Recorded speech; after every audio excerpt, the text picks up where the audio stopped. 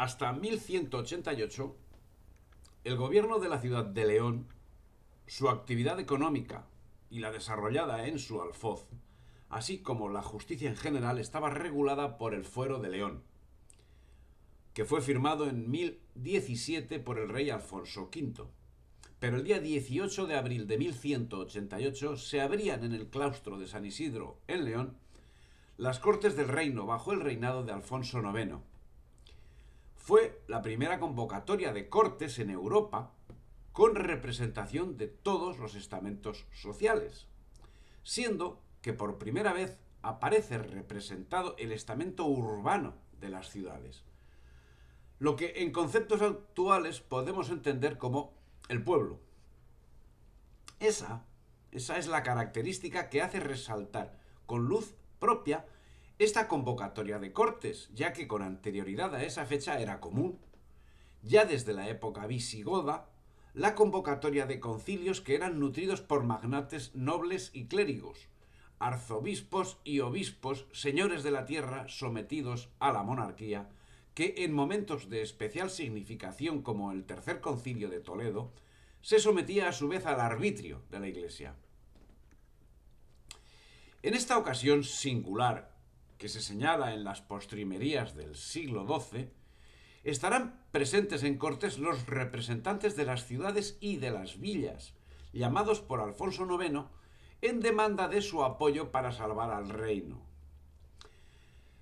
Los datos que existen sobre las Cortes de León de 1188, sin embargo, son posteriores a esa fecha y en concreto en lo relativo a que los representantes de las ciudades hubiesen sido elegidos por la población, resulta de difícil sustento, ya que la gobernabilidad democrática no era peculiaridad del momento, siendo más natural el imperio de la gobernabilidad aristocrática, donde el jefe, el representante, surge de forma natural.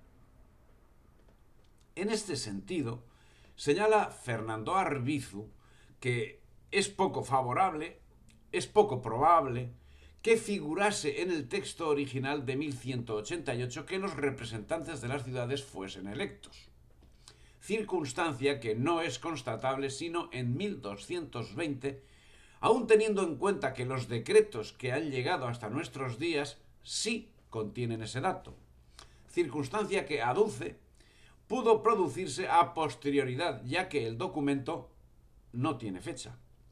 En cualquier caso, la divergencia de opiniones entre los estudiosos puede resultar farragosa para quienes no somos iniciados. Sin embargo, para quienes deseamos tener un conocimiento que nos acerque a la historia y nos ayude a entender nuestra realidad, es conveniente al menos dar un repaso a lo que los expertos escriben al respecto. Y repaso muy superficial es lo que abordamos en este artículo. Es la participación del elemento urbano, lo que posteriormente será conocido como Tercer Estamento, lo que da lugar a la importancia de las Cortes de León de 1188. Lo que sí parece claro es que efectivamente Alfonso IX convocó en 1188 una reunión deliberatoria cuyos resultados dieron a luz algo que podía ser calificado como constitución. Reunión a la que estudiosos como Claudio Sánchez Albornoz dieron en calificar como Cortes, basándose en que si bien es cierto que hasta esa fecha se venían produciendo asambleas, solo tenían acceso a las mismas los nobles y los prelados, mientras en esta ocasión se contó con la participación de representantes del elemento urbano. Y es precisamente esa participación la que da lugar al nacimiento de las Cortes. Si bien es cierto que estos representantes urbanos no eran procuradores, figura que no aparecerá sino hasta bien entrado el siglo XIII.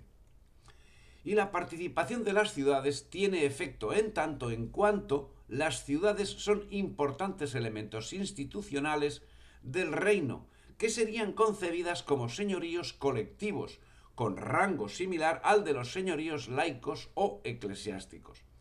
Estaríamos hablando del señorío de una entidad jurídica, en este caso los concejos, que pasaban a formar parte de las Cortes. Esta representación estaría personificada en elementos procedentes de la baja nobleza, hacendados, representantes de los distintos ámbitos productivos y los conocidos como caballeros villanos, que no eran sino caballeros que, sin ser nobles, participaban a caballo en las acciones guerreras del rey.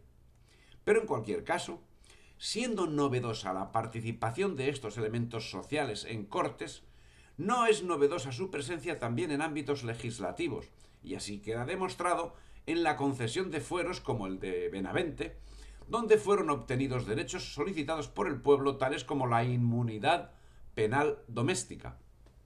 Pero la importancia de las Cortes de León es que significaron el principio de una actuación que sería desarrollada en adelante.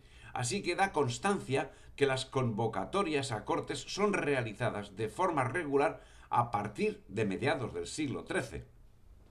Las Cortes se convocaban para algo.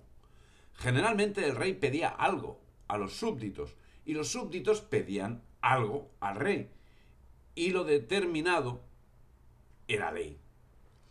En el caso que nos ocupa, el rey otorgó el derecho de todos los súbditos a pedir justicia directamente al rey, así como la inviolabilidad del domicilio, viejo tema del derecho tradicional europeo, y la obligación de convocar cortes para declarar la guerra y la paz. Aprobadas finalmente para inicios del siglo XIV, ya eran generalmente conocidas como cortes, y se habían convertido en el instrumento legislativo no solo del Reino de León, sino de la totalidad de los reinos hispánicos. Una nota final a esta reseña no puede caer en el olvido, y es mi solicitud, mi petición de disculpas a los iniciados en la historia del derecho por esta osada digresión. Si la misma no ha dejado de ser, como digo, una osadía por mi parte, algo que no aporta gran cosa a quien lea o a quien escuche. Entiendo que, no obstante, puede servir para llamar la atención de un tema que al menos conviene que la generalidad del pueblo, la generalidad de los españoles, conozcan de su existencia. Si te ha gustado el vídeo, dale me gusta, difunde y suscríbete al canal.